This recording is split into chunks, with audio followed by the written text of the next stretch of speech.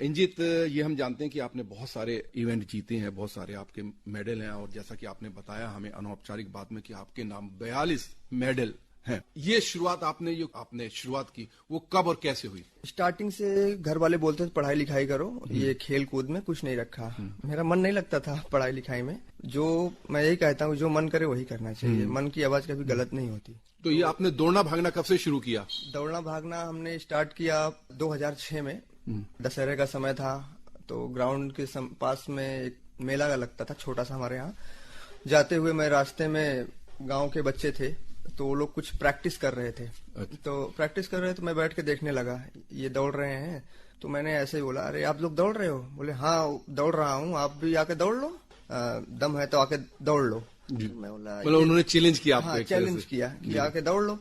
तो मैंने भी बैठा था, तो उसमें पैजामा निकाला, दौड़ा। तो उस दिन हार गया उनसे, लेकिन उनकी बातें लग गई कि अब तो स्पोर्ट्स ही करना है, दौड़ में इस चैलेंज को पूरा करना है। तो पहला चैलेंज उन लोगों को पूरा किया। शायद वो मेरे दोस्त ही थे जो मुझे स्पोर्ट्स में लाए। घर में कोई ऐसा नहीं था जो कभी स्पोर्ट्स में रहा हो? नहीं, घर में कोई स्पोर्ट्स मैन नहीं रहा। पापा बताते थे कि पहले बचपन में पहलवानी करते थे, गांव ऐसे सर जी।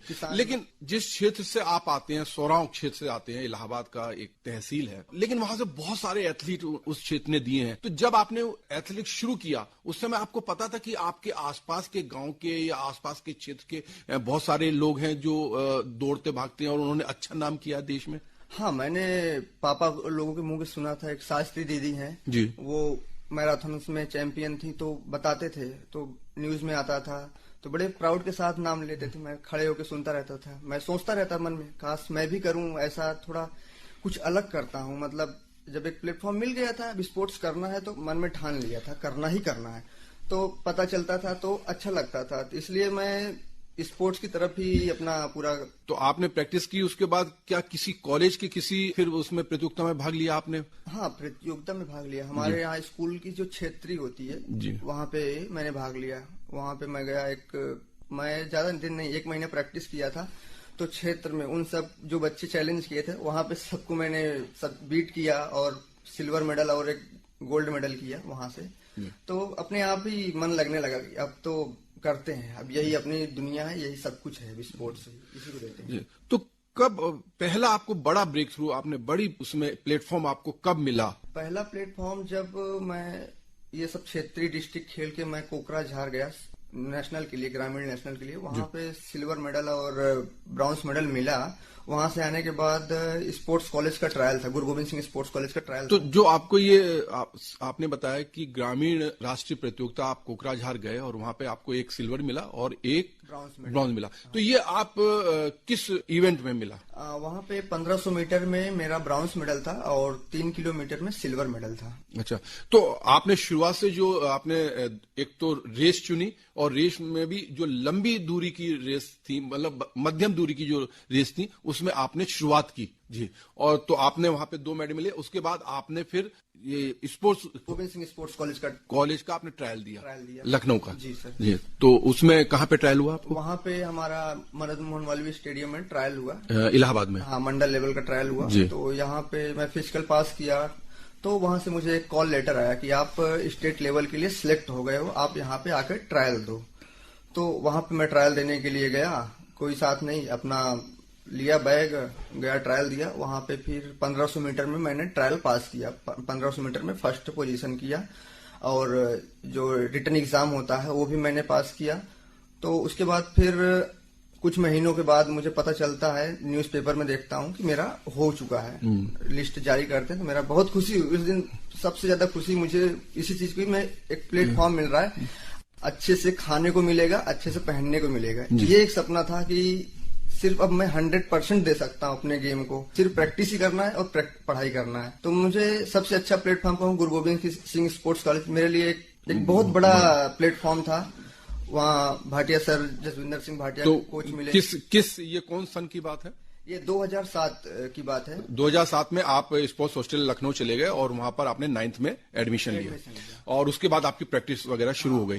तो वहां पर आपके जो सबसे पहले कोच थे वो कौन थे? मेरे सबसे पहले कोच जो गांव के हैं, एक हमारे अशोक भैया थे जो गांव में कराते थे जी। उसके बाद जब गुरु गोविंद सिंह स्पोर्ट्स कॉलेज में गया तो वहां मुझे जसविंदर सिंह भाटिया सर मिले, जो द्रोणाचार्य वार्डी हैं अभी इंडियन टीम के कोच हैं, लखनऊ के ही हैं। उनका साथ मिलने के बाद ही समझो मानो दुनिया ही बदल गई। तो वहाँ पे जो आपने ट्रायल दिया था वो किस रेस के लिए दिया था? मैं वहाँ पे 1500 मीटर से ट्रायल दिया था। और उसके बाद आपने जब वहाँ पे एडमिशन ले लिया तो फिर वहाँ पर आप कौन कौन सी रेस करने लगे? मैं जब एडमिशन लिया तो मैं 1500 मीटर और 3 किलोमीटर दोनों साथ लेके चलने लगा। तो सर ने बोला तो तुम बड़ी रेस भी कर सकते हो, तुम्हारा स्पीड इंडोरेंस अच्छा है, तो बड़ी रेस में ट्राई करो। तो उन्होंने बड़ी रेस के लिए बोला तो हम बड़ी रेस करने लगे। पहली कौन सी बड़ी प्रतियोगिता थी जिसमें आपने भाग लिया और फिर उसमें आपने पदक जीता? पहले ये तो कहूंगा जब स्पोर्ट्स कॉलेज गया मैं तो इतनी खुशी थी, उस खुशी में मैं पागल सा हो गया जी। मैं प्रैक्टिस करता, अच्छे से करता, तो रेस्ट नहीं करता था। रेस्ट ना करता तो टहलता घूमता। उसके बाद 45 दिन के बाद हमारा ओपन स्टेट था। जो लड़का ओपन स्टेट स्पोर्ट्स कॉलेज के ट्रायल में सभी लड़कों को बीट किया हो, उसके बाद ओपन स्टेट में 6th पोजीशन पे हो गया। बहुत दुख हुआ और बहुत अच्छा हुआ। उसके बाद से फिर मैं स्टार्ट किया, मैं फिर पूरा मन लगा दिया प्रैक्टिस में। अब प्रैक्टिस करना है, यहाँ तक कि मैं सुबह शाम प्रैक्टिस होती थी, कोच का रख जाते थे, लेकिन मैं सैंड रनिंग करने के लिए दोपहर को भी भाग जाता था।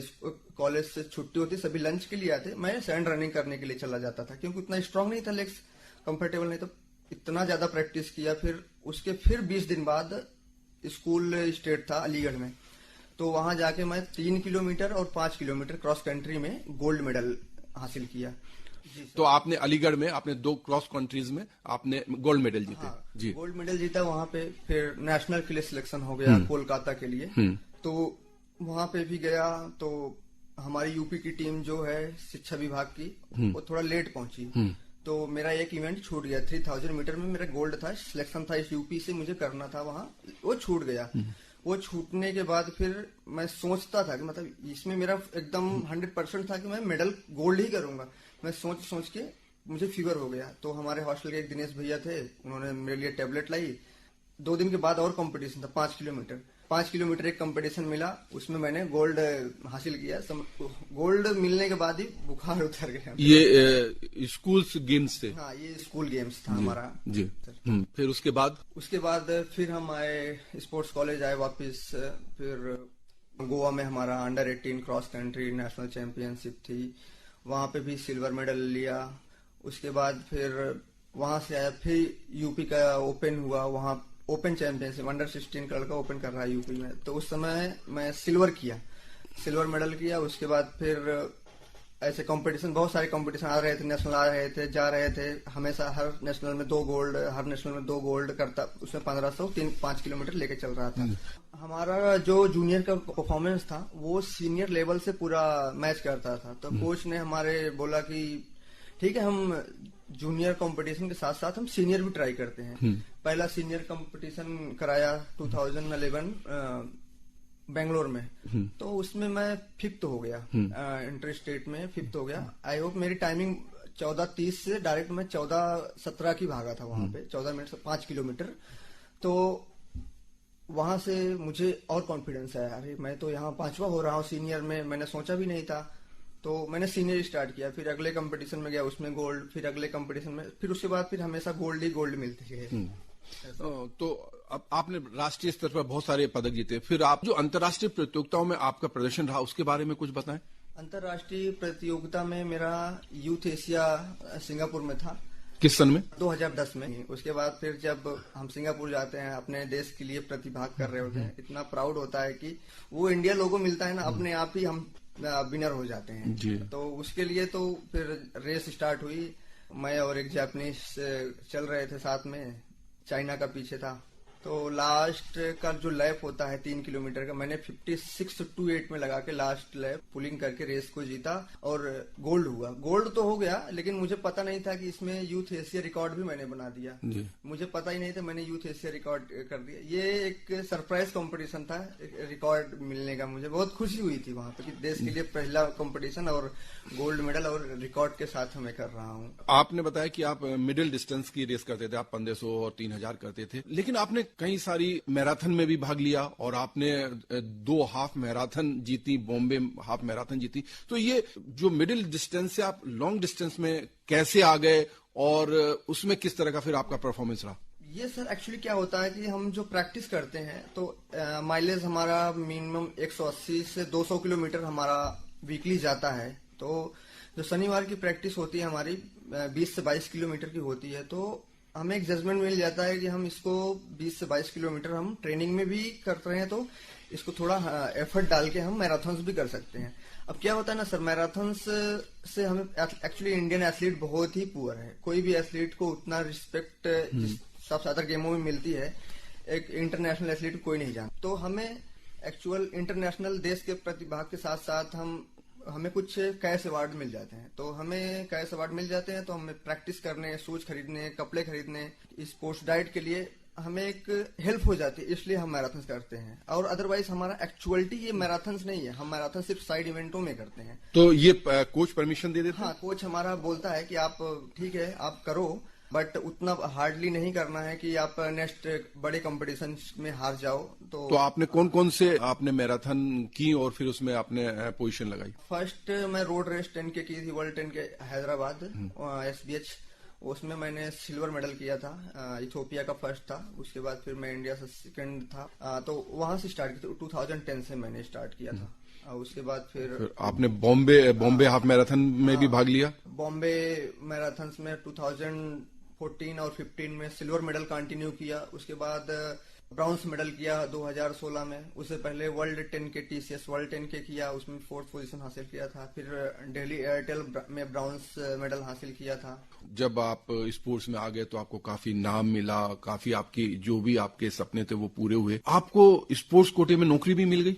हाँ सर, स्पोर्ट्स कोटे से जब मैं एशिया रिकॉर्ड और सीनियर चैंपियन था तो हमारे जो सिलेक्टर थे जगदेव सिंह बड़ैच, अरुण भाई, सभी लोग, जग्गी बाजी सीनियर थे। पहले मैं स्कॉलरशिप पे था ONGC में, सभी को मैं पहले से जानता था।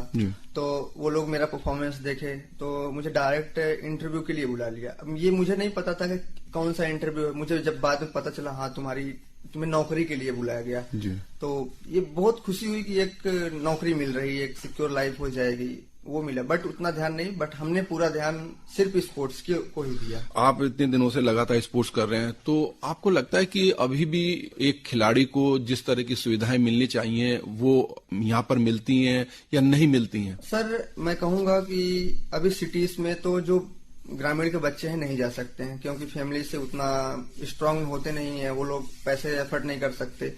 तो मैं कहूंगा सिटीज से ज्यादा प्रतिभाएं हमारे गांव में है। हमारे गांव में 5 इंटरनेशनल प्लेयर है। मेरी बहन रोजी पटेल है, रेशमा पटेल है, अजीत यादव है, हमारा साथ प्रैक्टिस करता है, मेरा स्टूडेंट कह सकते हैं उसे, राघव है। ये सब इंटरनेशनल प्लेयर है। मेरी ताऊ की लड़की है बबीता पटेल, वो सब, और बुआ का लड़का है, मैं उसको करा रहा हूँ साथ में, वो भी सभी नेशनल लेवल के, ये सब इंटरनेशनल नेशनल लेवल खेल रहे हैं। 2 साल पहले अपना यूपी में स्कूल नेशनल हुआ था, यहाँ पे हमारे गांव से 7 नेशनल बच्चे मेडल जीते थे। जिस हिसाब से बच्चे नेशनल मेडल जीत रहे हैं उस हिसाब से हमारे गांव में वो सुविधा नहीं है। ना तो ग्राउंड जाने के लिए रोडे हैं, ना तो अच्छा मैदान है, कुछ भी नहीं है। हम लोग, हमारे गांव की बगीचे हैं, लोगों का है, तो उसमें हम छोटा सा 1.5 मीटर का ग्राउंड बना के चौड़ाई में और 225 मीटर का ट्रैक बना के उसमें हम प्रैक्टिस करते हैं। जो रोडे हैं लोग उसको खेत जोत रखे हैं, ना तो हमारे गांव का प्रधान ध्यान देता है, ना कोई वहां ध्यान देने वाला नहीं है। जो स्विमिंग के लिए लोग बच्चे प्रैक्टिस कर सकते हैं तालाब, आज उसमें गांव का पानी जा रहा है। ना तो तालाब की सफाई है, ना तो हमारे गांव में रोड है, ना तो जाने के लिए, यहाँ तक कि बच्चों को गांव से जाने के लिए रेलवे स्टेशन का सहारा होता था। दयालपुर रेलवे स्टेशन है हमारा, कुछ दिन तक चला, उसके बाद वो भी बंद कर दिया गया, वो भी बहाल नहीं है। अब दयालपुर रेलवे स्टेशन वो खुला होता तो हमें इलाहाबाद जाने के लिए या किसी भी सिटीज में जाने के लिए बहुत इजी होता। आसपास जो बच्चे होते हैं, जो आपने बताया कि बहुत सारे बच्चे हैं, बहुत टैलेंटेड हैं, वो स्कूल्स में पढ़ते हैं, तो क्या स्कूल्स में भी उस तरह की सुविधाएं नहीं है? नहीं सर, पहले तो नहीं था, पहले इतना स्कूल हमारा एफर्ट नहीं करता था। लेकिन अभी जो परिस्थिति चल रही है, हमारे मोदी जी ने, प्रधानमंत्री मोदी सर ने अलाउ किया कि अभी 50% एजुकेशन होना है, 50% स्पोर्ट्स होना है। तो पहले का देखा जाए तो कुछ भी नहीं था, 5% था, अभी वो 5% 50% में कन्वर्ट हो गया। तो मैं कहूंगा कि आज ज्यादा बेहतर सुविधाएं हैं, स्कूलों के पास अपने बच्चों को निखार सकते। क्या आपको लगता है कि अगर खेलेंगे तो उसमें भी कैरियर बनाया जा सकता है, और आज की तारीख में ऐसी सुविधाएं हैं कि जब आप खेलते हैं और अच्छा करते हैं तो आपको एक बेहतरीन प्लेटफॉर्म मिलता है? खेल से जितना आप एजुकेशन से जॉब या नाम कमा सकते हैं, आप स्पोर्ट्स से भी आप उतना नाम कमा सकते हैं जितना एजुकेशन से आप कमा सकते हैं। क्या है, आप स्पोर्ट्स जाएंगे, फर्स्ट ऑफ ऑल तो आपका शरीर निरोगित रहेगा और आपकी एक्टिविटीज बढ़ जाएंगी, आपका माइंड वर्क करने लगेगा, जो भी थकान होगी वो निकल जाएगी। आप पढ़ते पढ़ते बोर हो जाते हो तो आप 2 घंटे ग्राउंड में जाते हो तो वो अच्छा होगा कि आप स्पोर्ट्स भी करें या पढ़ाई भी करें। जरूरी नहीं है कि 100% किसी चीज को दे रहे हैं, लेकिन ये मैं कहूंगा कि जो बच्चे एंगेस्ट करना चाहते हैं स्पोर्ट्स, अगर 100% दिल से करते हैं तो कुछ नहीं, सब चीज पॉसिबल है, कुछ भी नामुमकिन नहीं है। हमने कभी सोचा नहीं था, लेकिन हमने दिल से मेहनत किया, लोगों का सपोर्ट, प्यार, दुआएं मिलती गई। और हम अंत में चाहेंगे कि जो हमारे सुनने वाले हैं और खासकर युवा श्रोता हैं, जो उनको कुछ कहें, आप उनको कोई संदेश दें। मैं युवाओं को यही कहूंगा कि बुरी संगत, नशे से दूर रहें और जो भी करें अपना फुल डेडिकेशन के साथ करें। अपना एजुकेशन करना है, एजुकेशन के साथ करें।